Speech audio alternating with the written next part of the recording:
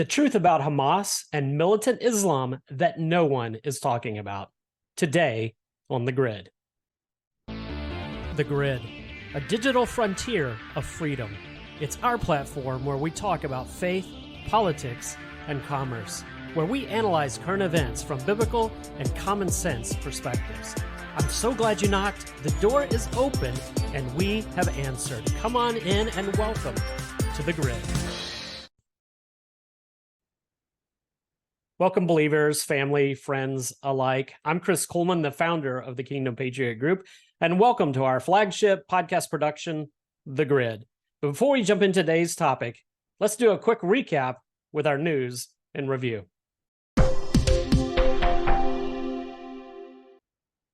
Because the news in the Middle East is pretty much dominated the news wires, our news and review this week is a little bit shorter, as we are going to spend our main topic actually covering what's going on over in Israel and Gaza. But that doesn't mean we're without news completely.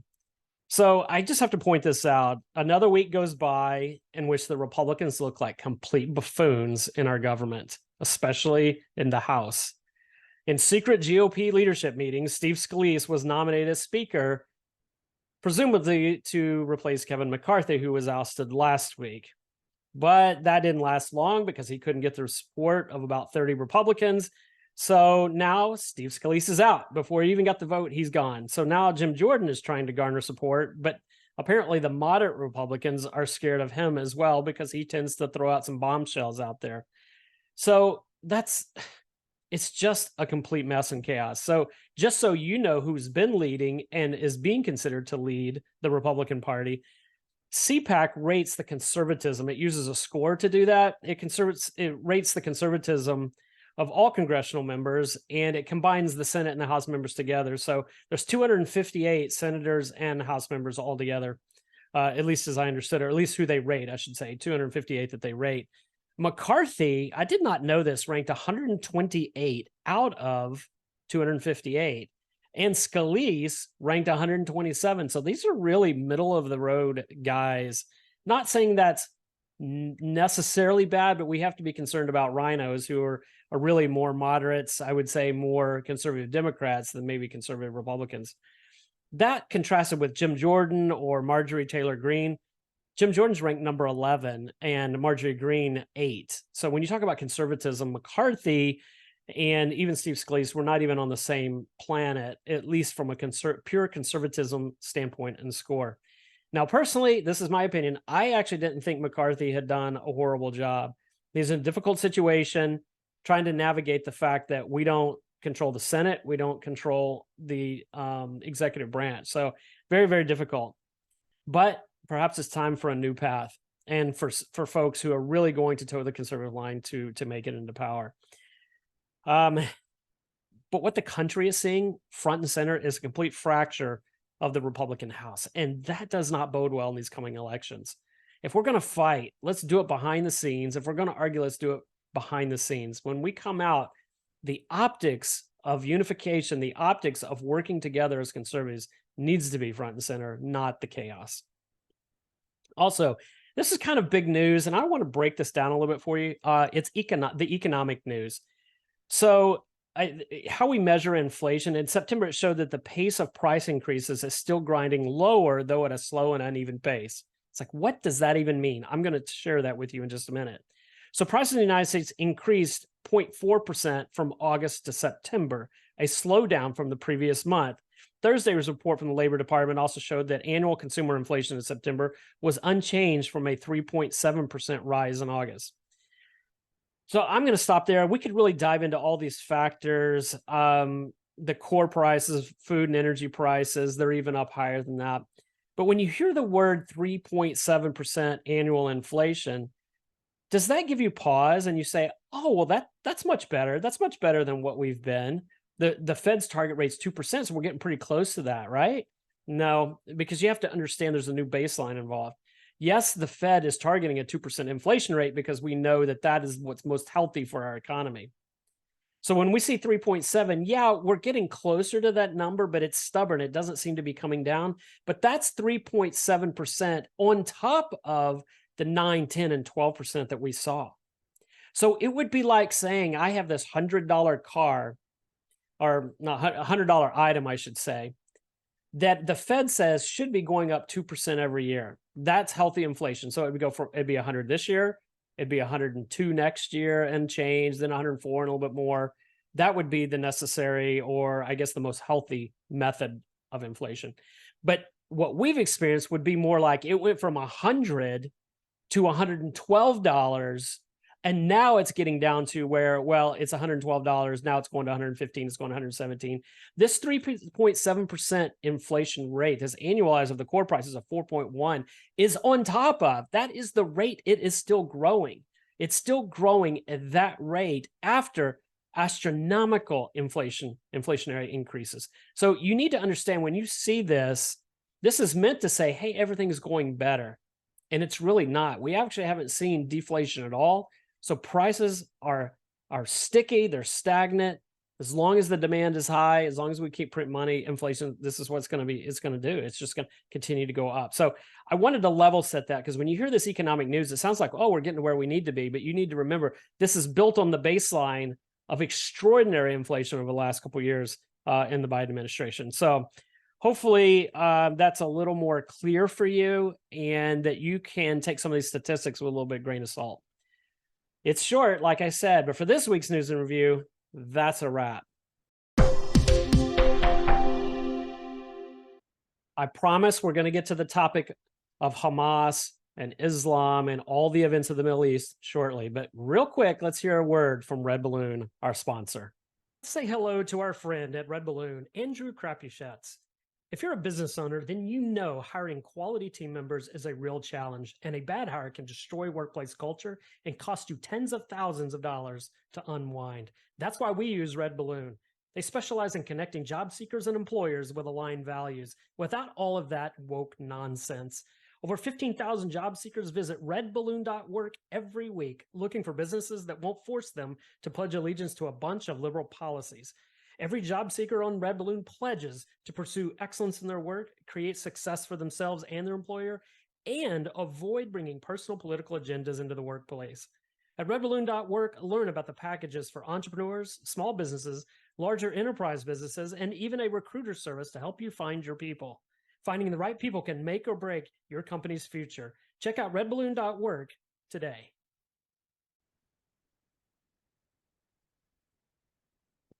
All right, to our topic today. Just after we finished recording last week's podcast, all hell broke loose in the Middle East. And I will warn you, this topic is heavy.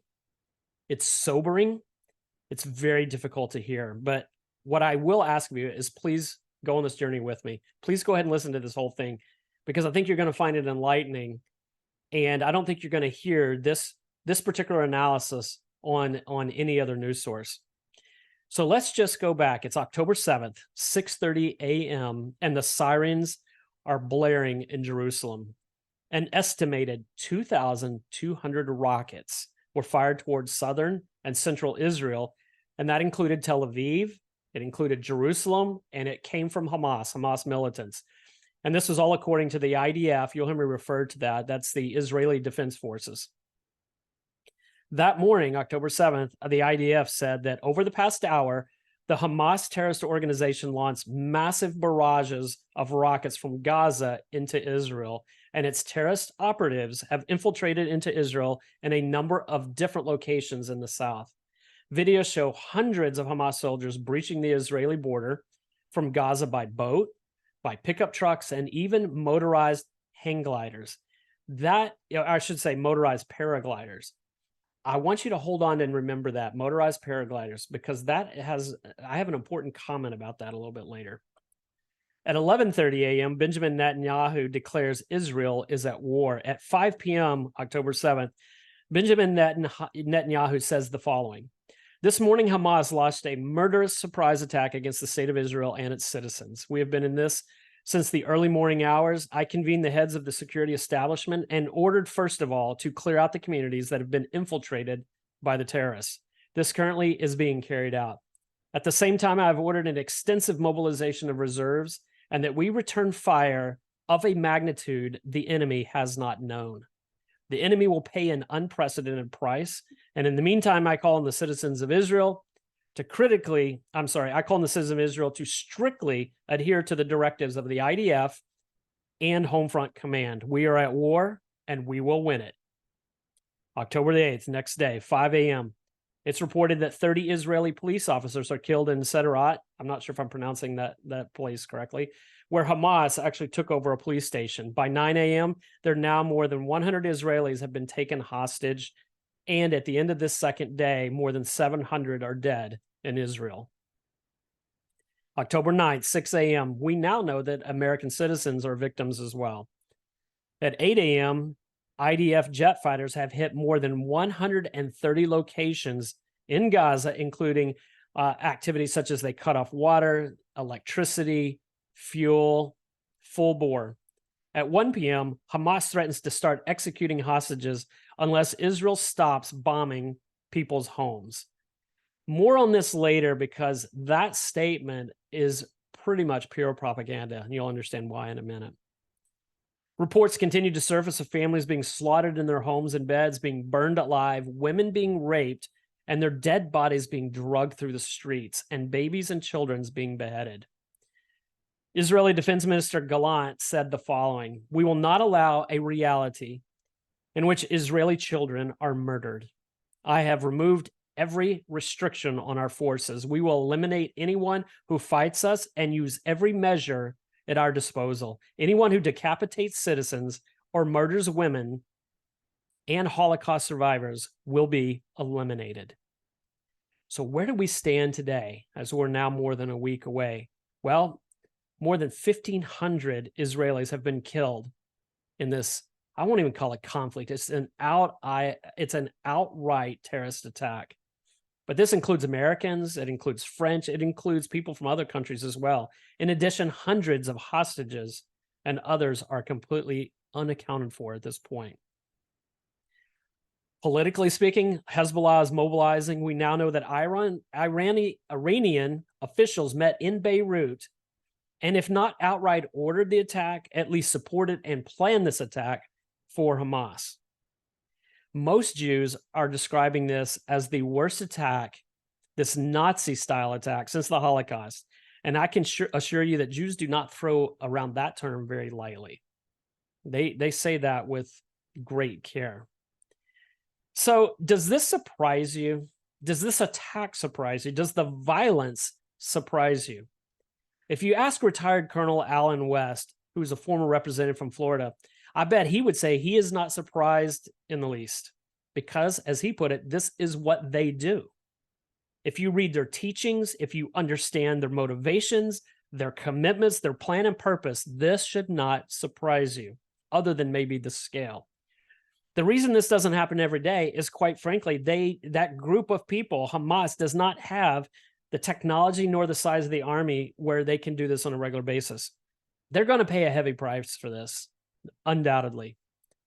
But they are completely driven by ideology. So I want to take a moment to hear what, or maybe share, I should say, what I'm hearing in the media. And it's not shocking, it's sickening. I'm hearing sympathy for Hamas and the Palestinians to some degree. And I get that.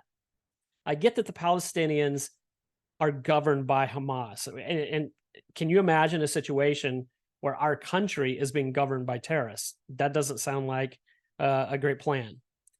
But depending on the poll that you read, somewhere between 50 and 75% of the Palestinians support Hamas being the group that's in control of their government. I mean, this is who they chose.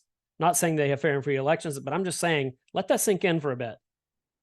So the media talks about conditions in Gaza and that Israel is the infidel, it's an occupying force, and how horrendous Israel is to the Palestinians in conflicts and attacks like this. And you hear, and this is my favorite, and I say that tongue-in-cheek, that this is a territorial dispute.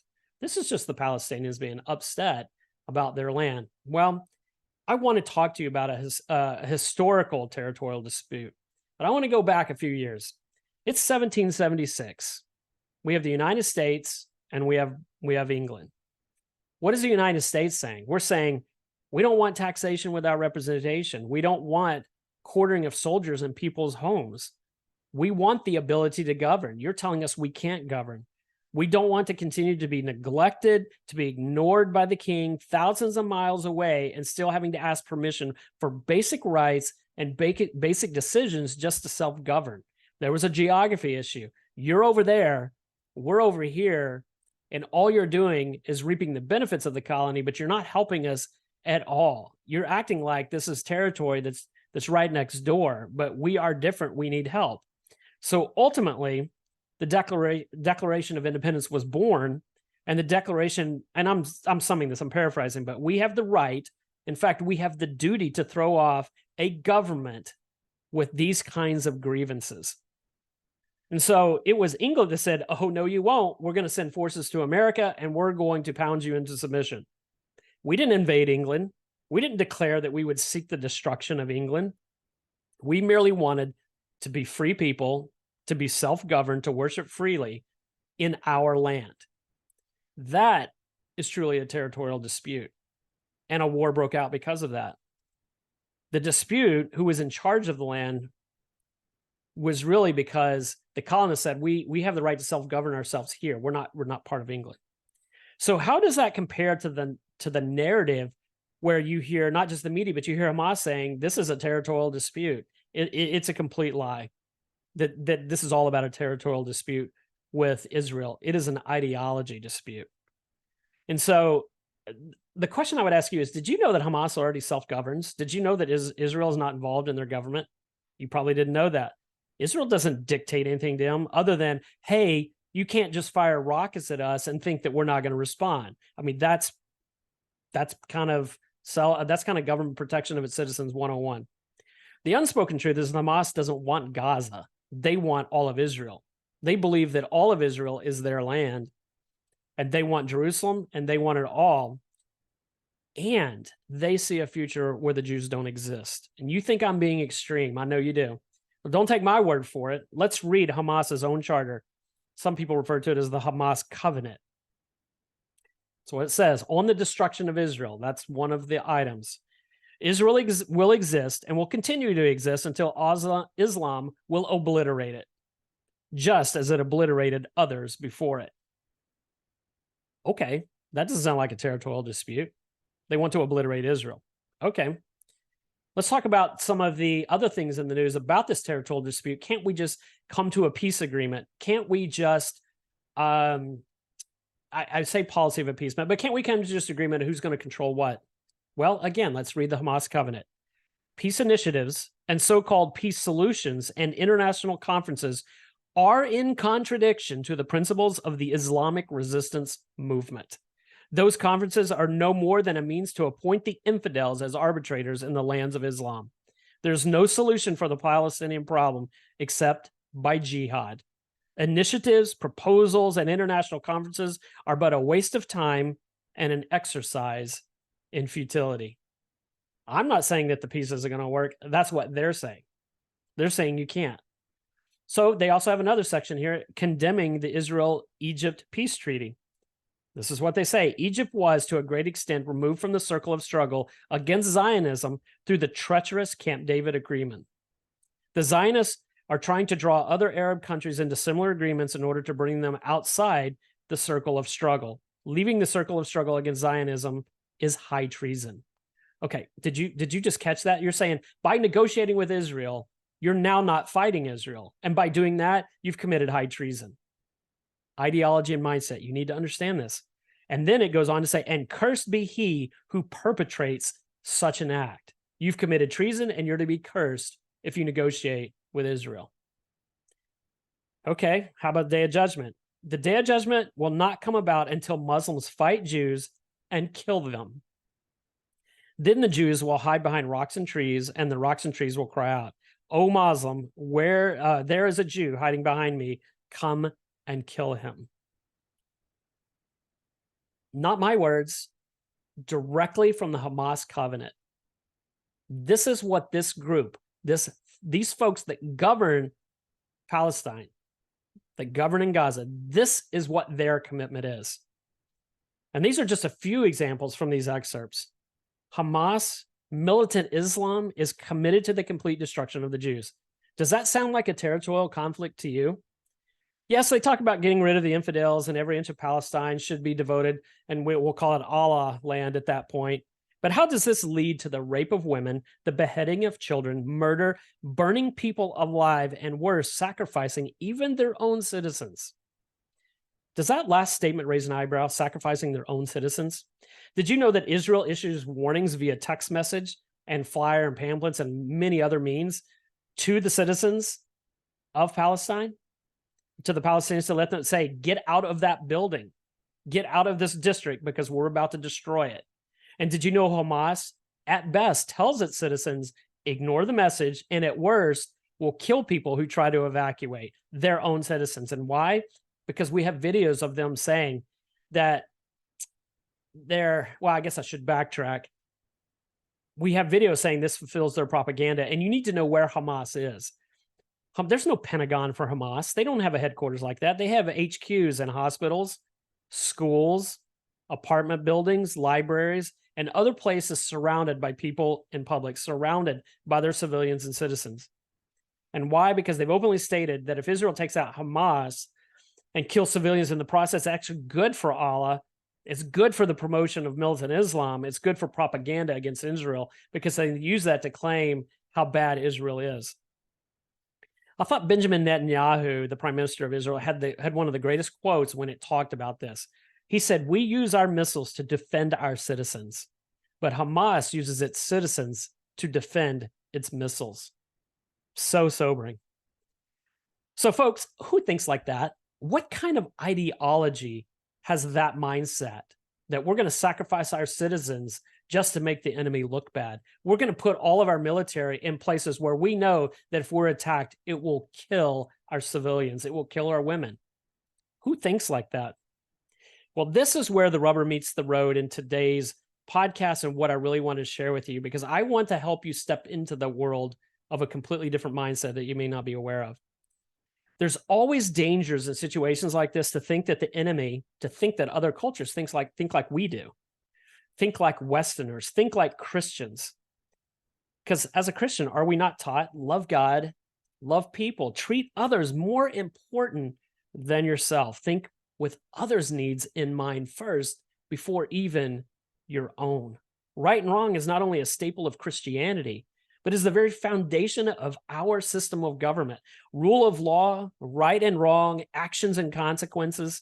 That's how we think as a society. But that's not how Hamas thinks. That's not how a Hamas leader would think. That's not how a militant member of Islam would think. So my wife and I, several years ago, were able to attend a seminar at a church in South Bend, Indiana, in which this distinction of mindset and understanding was really brought to light for me. We listened to two speakers. One was a Christian missionary, and he had spent several years in the Middle East, and he shared some of those stories. The other person was a Notre Dame professor who had dedicated his work to studying Islam and just to do an extensive research so he could really help, especially Christians, understand some of that mindset. And so as he spoke, he talked about how the Quran and these militant members have a very prescriptive mindset on how they act, how they go about implementing their religion. So for instance, as a Christian, what do? We are to share the good news. We are to take that to the world, not so for the militant Islam. You either convert or you die. But there's more to it than just that. Right and wrong is a Christian, it's a Western mindset, but it is not a militant Islam mindset. And why? Because the thought process doesn't exist. Right and wrong doesn't exist the same way in that culture, or I should say in that ideology. First and foremost, they believe their version of heaven or paradise is based on works, particularly extra points, extra credit for martyrdom. That is a big problem in itself. But most importantly, instead of right and wrong, actions are categorized into permissible and unpermissible. Let that sink in for a moment. Permissible and not permissible, unpermissible. You're in their world, you're either Muslim or you're an infidel. To get to heaven, I must kill the infidels. If you're an infidel, then everything is permissible to achieve my ends of eradicating your existence. Do you realize, folks, how different that mindset is? When the US fought for independence against Britain, of course we would kill soldiers who attacked us. But would we rape their women and behead their children? Absolutely not. That would be war crimes of the highest degree. But Hamas, in a heartbeat. Why? Because if they can kill another infidel and do it as gruesome as possible and discourage the enemy, well, that's permissible. Why? Because the enemy is an infidel and the gloves come off. Nothing is too gruesome. That's who we're dealing with. Permissible and unpermissible. So when we placate Iran, you're dealing with the same people. If Iran got a hold of a nuclear weapon, would they hesitate to drop it on infidels all around the world? Not in the slightest. To defeat your enemy, you must know the enemy. And to know the enemy, you must understand how they think and what their mindset is. And it's just very different. So the Bible gives us a moral compass, but for Hamas, they only need to know if they have permission to do whatever they need to achieve their goals. The ends justify all means. Have you ever heard me talk about that before? So why does it even matter to us here in the US? Well, if you care about humanity, it matters. If you care about democracy, it matters. If you care about freedom, it matters. Reagan said freedom is always one generation from extinction and must be fought for by every single generation. I love that quote, and it's true. Hear me clearly. I'm not ready to say that the American left is Hamas. I'm not. But the lack of freedom and the parallels in some of those areas are pretty shocking. You have lack of freedom, you have indoctrination, the inability to have free speech, you have different sets of laws and rules depending on what ideology you carry. There's persecution of faith. These all exist in Hamas, but they exist as well here, just more on a civilized scale. But they exist nonetheless. But the time is coming when the gloves will come off, spiritually speaking. Hamas may bow to the authority of Allah, but really they just seek permission to justify every atrocity that they commit, thinking it's earning them points. We have to reject this mindset at all costs. We must reject this mindset in our country and our culture. We must reject this leftist culture. It won't end well. It will not end well. Okay, from an analysis perspective, I'm going to do a little bit different this. I'm going to go backwards in order of importance, increasing importance.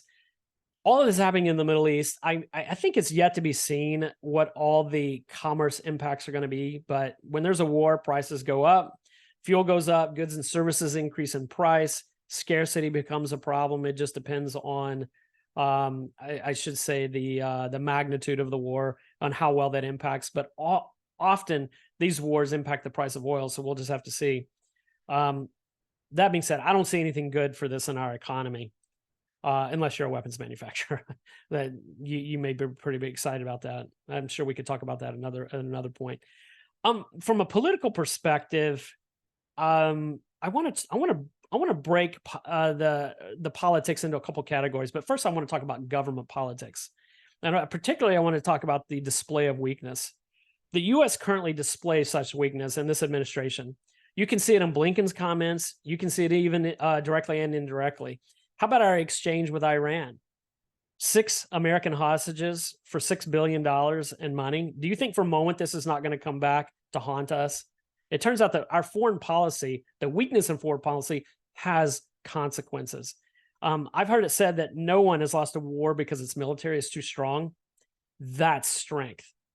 And yet, what did Anthony Blinken, I think it was Anthony Blinken, say at somewhere in this process about his response to Israel, that Israel needs to take the high road, and resorting to more violence is not going to help stop the conflict. What? Are you kidding me? Women were raped, children were beheaded. It was a terrorist attack. You don't respond with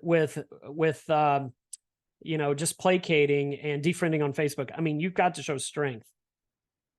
And why? Because when you talk about this mindset, permissible and unpermissible, again, we're not talking about a Western mindset. Appeasement is not a deterrent. Strength deters, because you have an opposing force and you're opposing an ideology that doesn't think like we do. They don't think like Westerners. They don't have biblical values. They only respond to overwhelming force.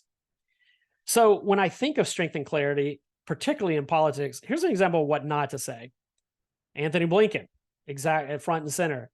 Israel needs to take the high road. Even Tucker Carlson made the comment about why should we be worried about this when we have people dying on our streets from drug overdoses? Really? You compare that? That's not an example of strength. Here's an example of what to say. Here's an example of a posture to take. Nikki Haley said this: my message to you, Benjamin Netanyahu, finish them. Finish them. Okay, that sounds like overwhelming force. Netanyahu said, we are going to eradicate them. As I said earlier, he said that we are going to respond in such a way and with such force that they have never seen. That's showing strength. And when you have these situations, you must show political strength. You must show overwhelming force, because that is the only thing that this enemy responds to. But when I say politics, normally I'm talking about the U.S. government, that kind of thing, but there's a culture politics that's involved in this that I want to talk about as well.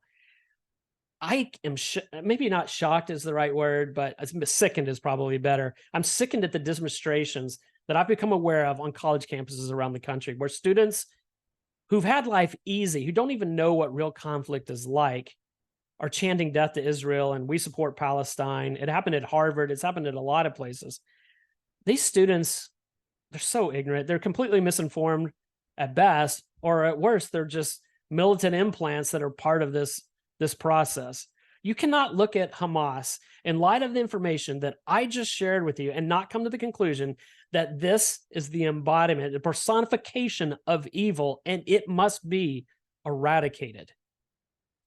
Here's one that really disturbs me. Black Lives Matter. They sent out or put out a statement that said, we stand with Palestine. Okay, you want to say the people, I can get that. But in the background, it had a picture of a person and a paraglider, a parasail parachute. Remember what I said earlier? That was one of the ways that Hamas attacked Israel, was with these motorized parasails and paraglides. Very, very intentional by Black Lives Matter.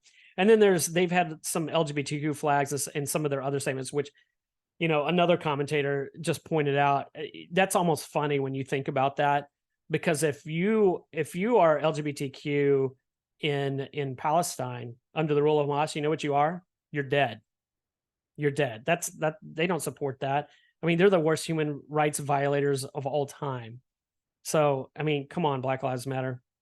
It just makes me want to vomit. There's no backbone, no strength, all this cultural intersectionality. And you do know why Black Lives Matters or BLM can make comments like they do, because they don't have to walk out of their headquarters and worry that some Russian Scud-made missile blows them into 1,000 pieces. That's what the Israelis have to deal with. No, our whole country lives in a bubble, and stupid people at BLM don't even have the intellectual honesty to recognize that the very protests that they engage in, the very vile things that they say, the evil they support exists because freedom-loving Americans bought that freedom with blood, sweat, and tears, sacrificing their lives along the way, and giving BLM the right to be complete. It's just disgusting, totally infuriating. Okay, so I'm going to take a breath there, and I want to talk about faith in this. Heavy topic today. As you can tell, I'm pretty fired up about this. I'm pretty fired up about some of the response. But I still want to encourage you. This is horrible news, but the good news is, if we can find anything good about this, Jesus knew that this would happen, and he told us about it. In Matthew 24, Jesus says this: watch out that no one deceives you, for many will come in my name, claiming I am the Messiah, and will deceive many. You will hear of wars and rumors of wars, but see to it you are not alarmed. Such things must happen, but the end is still to come. Nation will rise against nation, kingdom against kingdom. There will be famines and earthquakes in various places. All these are but the beginnings of birth pains. Does this feel like birth pains to you? It certainly does to me. The enemy is completely bent on the destruction of Israel. Always has and always will. So when I see things like this, it reminds me that we are seeing the fury of evil. We are seeing the fury of the devil, because why? He knows his time is short. But we also know, in his time being short, that Jesus wins. Jesus wins. And we have to keep that in mind. Yes, we need to provide whatever support we can to Israel. You know, this is not I guess, a standpoint that I was really mentioning in this podcast. Wouldn't go too far down this road, but there is a history that we can see in the Bible. When you don't support Israel, when you're not on Israel's side, it doesn't go well for you as a country. I would encourage President Biden, this administration, Congress, we need to support Israel at all costs. And maybe that's just sending Rashida Tlaib back to Palestine. I mean, she fits there more than anyway. She doesn't even have an American flag in her office. Did you know that? Rashida Tlaib has an LGBTQ flag and a Palestinian flag. And she represents Michigan. I mean, are there even words? Jesus wins. And I will continue to preach this. He is our only eternal hope. It's Jesus Christ. So be encouraged in the midst of discouraging news and terrible, terrible things that we are seeing, because Jesus Christ is our only eternal hope. As we wrap up today, thanks again to our sponsor, Red Balloon. Thanks, Andrew, for all of that great work you're doing. I love the fact that you're fighting for faith and freedom and wokeness to be also eradicated out of the workplace. Also, to the audience, thank you so much for listening to this episode of The Grid. Be sure to visit our website at kingdompatriot.us to join the movement of faith and freedom. Also, make sure you tell your friends, families, and neighbors about this podcast production, The Grid. Have you heard me say that a couple times? The Grid. You can listen to us on Apple Podcasts, Amazon Music, Spotify, iHeartRadio. All of those platforms, we're there. Just search the Kingdom Patriot Group and you will find us. Give us a 5-star rating because that helps us broaden our reach. And if you're only listening today, we're now on YouTube. We're now on video. In fact, the majority of our listeners are not listening, they're actually watching, but just making sure you're aware of that. Find us on YouTube, subscribe and follow us there as well, and like us. Remember, your membership is appreciated, your input is valued, and your input is needed. I'm Chris Kuhlman, and I am a Kingdom Patriot.